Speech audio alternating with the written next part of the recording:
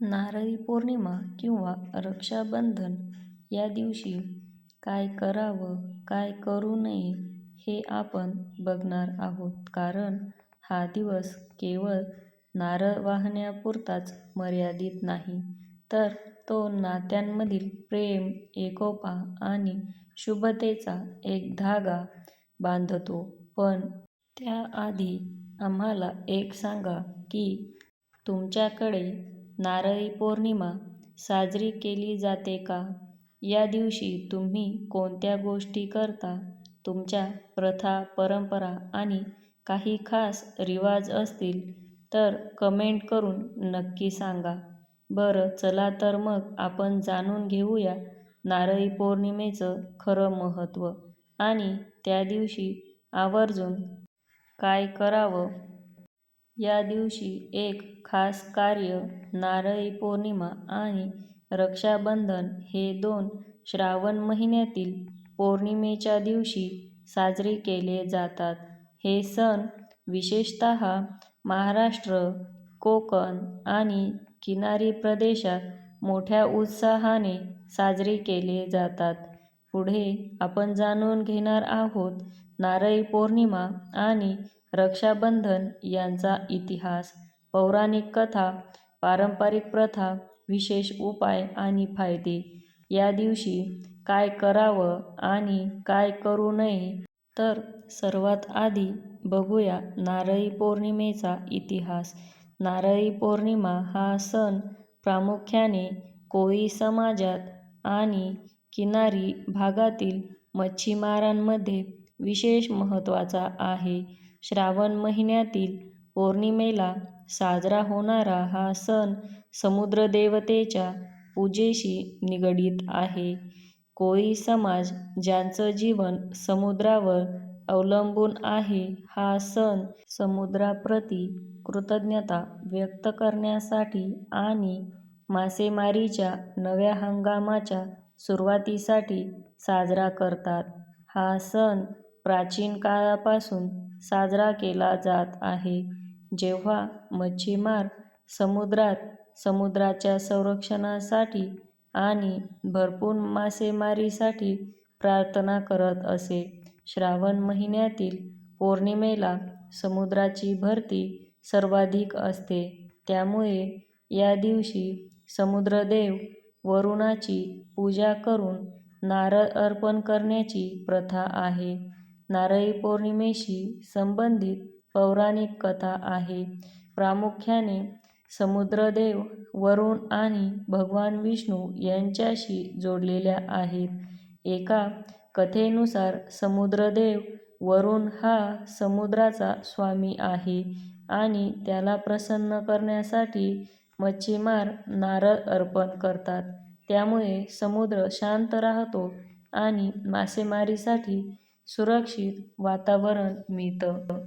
दुसऱ्या कथेनुसार नारळाला हिंदू धर्मात श्रीफळ मानलं जातं, जे समृद्धी आणि शुभतेचं प्रतीक आहे. नारळाचा प्रत्येक भाग उपयोगी असल्यानं तो कल्पवृक्षाशी जोडला जातो. नारळी पौर्णिमेला नारळ अर्पण करणं हे समुद्रदेवतेला कृतज्ञता व्यक्त करण्याचं आणि समृद्धीची प्रार्थना करण्याचं प्रतीक आहे. आता रक्षाबंधन हा सण बहीण-भावाच्या नात्याचा उत्सव आहे. हा सणही श्रावण पौर्णिमेला साजरा होतो, त्यामुळे याला राखी पौर्णिमा असेही म्हणतात. रक्षाबंधनाचा इतिहास प्राचीन काळापासून आहे आणि यामागे अनेक पौराणिक आणि ऐतिहासिक कथाही आहे. 2 पौराणिक कथा आहेत. महाभारतातील एक प्रसिद्ध कथा आहे, ती म्हणजे द्रौपदी आणि श्रीकृष्णांची. एकदा श्रीकृष्णांच्या बोटाला जखम झाली होती, तेव्हा द्रौपदीनं आपल्या साडीचा तुकडा फाडून त्यांच्या बोटाला बांधला होता. यामुळे श्रीकृष्णाने द्रौपदीला संकटकाळी रक्षण करण्याचं वचन दिलं. पुढे जेव्हा द्रौपदीचं चिरहरण होत होतं, तेव्हा श्रीकृष्णांनी तिची लाज राखली. या कथेनं रक्षाबंधनाला भाऊ बहिणीचं नात्याचं प्रतीक बनवलं.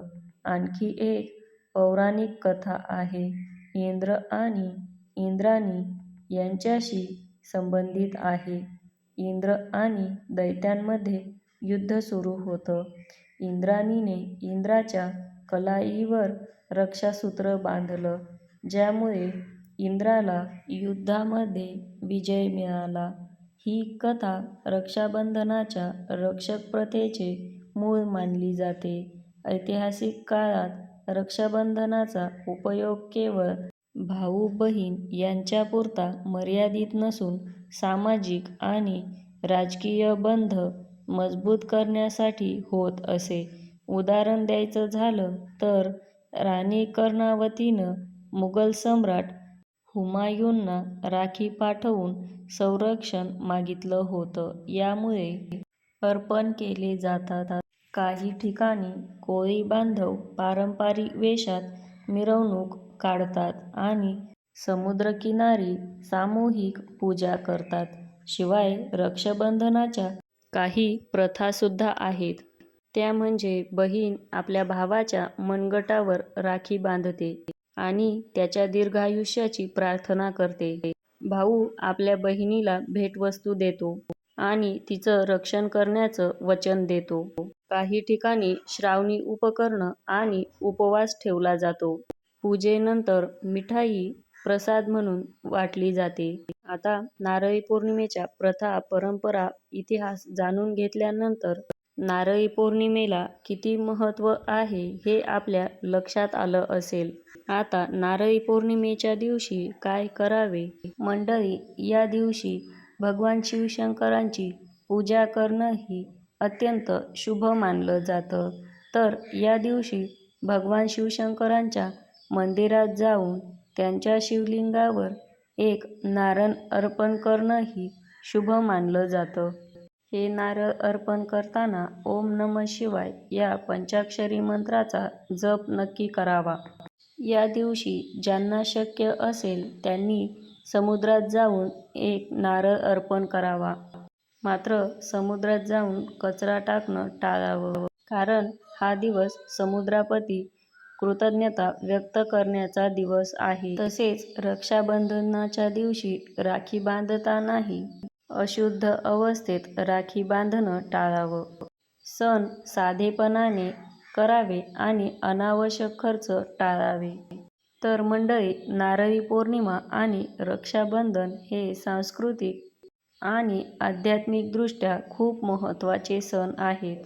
हे सण साजरी करताना आपल्या परंपरेचं आदर ठेवणं खूप महत्त्वाचं आहे आणि नकारात्मक कृत्य करणेही टाळणं तितकंच महत्त्वाचं आहे. मंडळी, मग तुम्ही नारळी पौर्णिमा कोणत्या पद्धतीने साजरी करता हे कमेंट करून आम्हाला नक्की सांगा. नारळी पौर्णिमेची माहिती तुम्हाला कशी वाटली हेही कमेंट करून नक्की कळवा. चॅनलवर नवीन असाल तर आपल्या चॅनलला सबस्क्राईब करून घ्या. व्हिडिओ आवडल्यास लाईक आणि शेअर करा. धन्यवाद.